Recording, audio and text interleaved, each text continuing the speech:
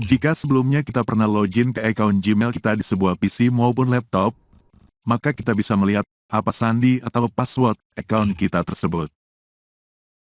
Caranya dengan membuka fitur Save Login atau Save Password yang terdapat pada browser yang kita gunakan untuk membuka account tersebut.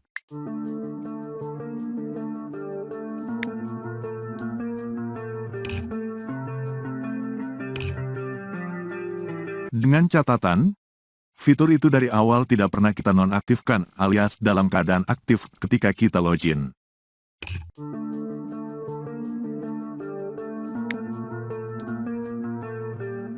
Biasanya sandi atau password account Gmail kita akan tersimpan dalam fitur tersebut.